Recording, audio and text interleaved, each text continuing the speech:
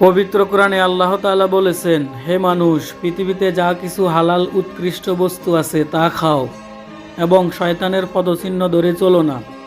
নিশ্চয়ই জানো সেই তোমাদের এক প্রকাশ্য শত্রু। রেফারেন্স সূরা বাকারা আয়াত 168। নবী সাল্লাল্লাহু আলাইহি ওয়াসাল্লাম বলছেন, যেই ব্যক্তি আল্লাহ ও শেষ দিবসের প্রতি ঈমান রাখে সেই যেন তার প্রতিবেশীর সাথে সদাচরণ করে, আর যেই ব্যক্তি আল্লাহ ও শেষ দিবসের প্রতি ঈমান রাখে সেই যেন তার মেহমানকে সম্মান করে, এবং যেই ব্যক্তি আল্লাহ ও শেষ দিবসের প্রতি ঈমান রাখে সেই যেন উত্তম কথা বলে অথবা নীরবতা অবলম্বন করে। রেফারেন্স সুনানে ইবনে মাজা হাদিস নং 3672।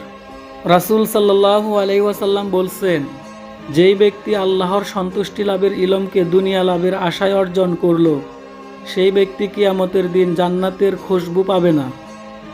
রেফারেন্স সুনানে আবু দাউদ হাদিস নং 3664।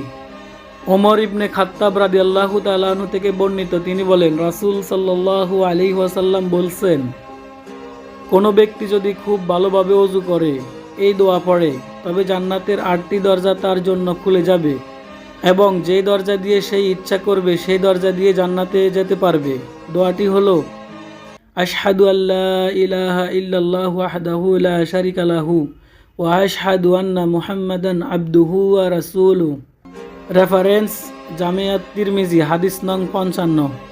পবিত্র কোরআনে আল্লাহ তাআলা বলেছেন, শুরুতে সমস্ত মানুষ একই দিনের অনুসারী ছিল, তারপর যখন তাদের মধ্যে মতভেদ দেখা দিল তখন আল্লাহ নবী পাঠালেন মুমিনদের জন্য সুসংবাদদাতা ও কাফেরদের জন্য ভীতি প্রদর্শনকারী রূপে, আর তাদের সাথে সত্য সম্বলিত কিতাব নাজিল করলেন যাতে তা মানুষের মধ্যে সেই সব বিষয় মীমাংসা করে দেয় যা নিয়ে তাদের মধ্যে মতভেদ ছিল। আর পরিতাপের বিষয় হলো অন্য কেউ নয়, বরং যাদেরকে কিতাব দেওয়া হয়েছিল তারাই তাদের কাছে সুমোজ্জ্বল নিদর্শনাবলী আসার পরেও কেবল পারস্পরিক রাশারেশির কারণেই তাতেই সেই কিতাবে মতভেদ সৃষ্টি করল।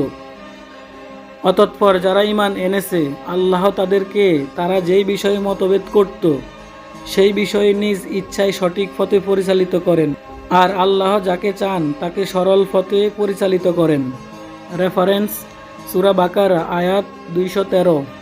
পবিত্র কোরআনে আল্লাহ তাআলা বলেছেন, আবার তাদের মধ্যে এমন লোকও আছে যারা বলে, হে আমাদের প্রতিপালক, আমাদেরকে দান করো দুনিয়ার কল্যাণ এবং আখিরাতের কল্যাণ, এবং আমাদেরকে জাহান্নামের শাস্তি থেকে রক্ষা করো।